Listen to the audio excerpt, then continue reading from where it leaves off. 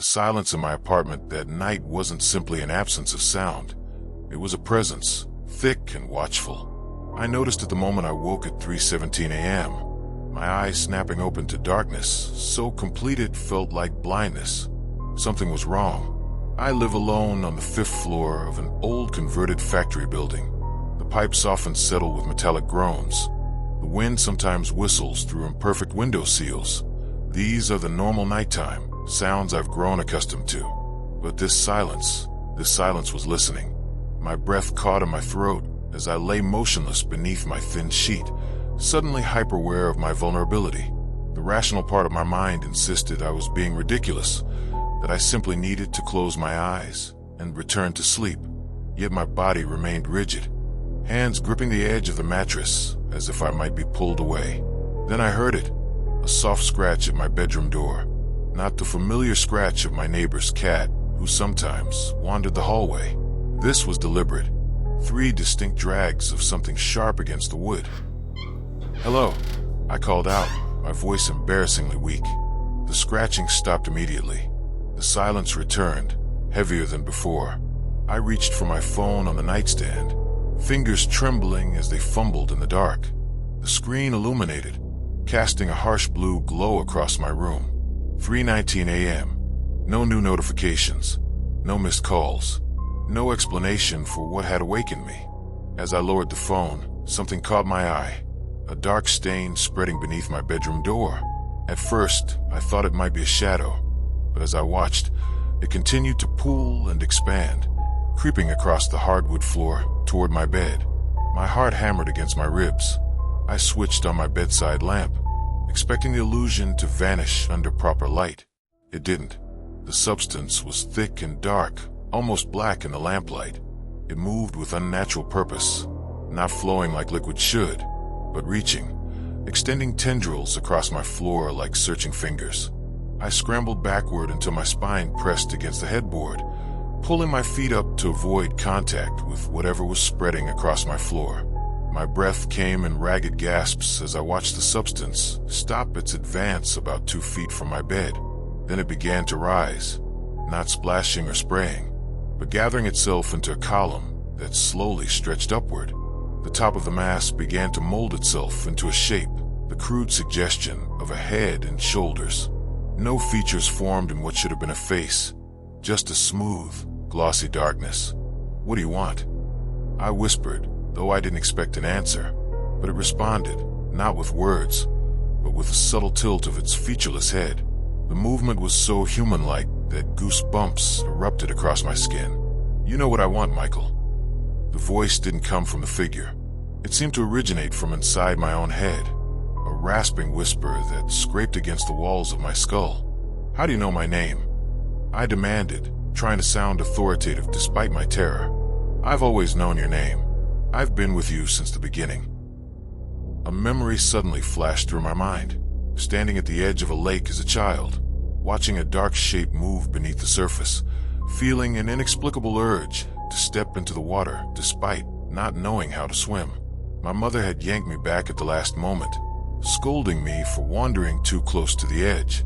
"What are you?" I asked, my voice cracking.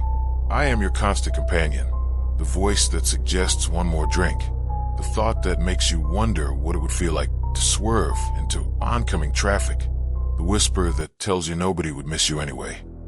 I shook my head violently. "No, get out of my head. Get out of my apartment." The figure seemed to grow larger, looming over the foot of my bed now. "But Michael, I was invited.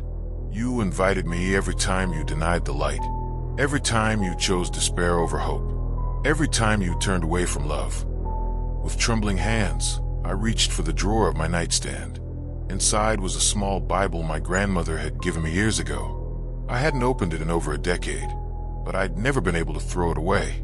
The figure recoiled slightly as my fingers touched the worn leather cover. "That won't save you," it hissed, but there was a note of uncertainty in its mental voice. I clutched the Bible to my chest, not even knowing what to do with it. I wasn't religious. I couldn't remember a single prayer or verse, but somehow, holding it made me feel less alone in the darkness. "Leave me alone," I said, my voice steadier now. Whatever you are, whatever you want, you can't have me. The figure rippled, its form becoming less stable. You're already mine, it insisted, but the voice was fainter. Look at your life, Michael. The emptiness, the meaninglessness, the isolation. You've been mine for years. Its words struck deep, touching painful truths I tried to ignore. My eyes burned with sudden tears. Maybe, I admitted, but I don't want to be anymore. Something changed in the atmosphere of the room, a shift so subtle I might have imagined it. A faint warmth seemed to emanate from a Bible in my hands. The dark figure withdrew slightly, its shapeless head tilting as if listening to something I couldn't hear. He can't want you, the figure said, but now there was clear fear in its mental voice. Not after everything you've done, not after how far you've fallen. I opened the Bible randomly, not looking for anything specific, just needing something to focus on besides the horror before me. My eyes fell on a passage, and though I couldn't make out the exact words in the dim light, a sense of calm washed over me. I don't think that's your decision to make, I said quietly. The temperature in the room plummeted suddenly. My breath clouded in front of my face. The figure convulsed violently, its form distorting. You are nothing, it shrieked inside my head, the mental force of its rage making me wince in pain. A speck of dust, a momentary flame soon extinguished. You think you're worthy of salvation. Despite its fury, I noticed the creature had retreated further, now pressing against the far wall. The dark substance that had formed it began to lose cohesion, droplets falling to the floor.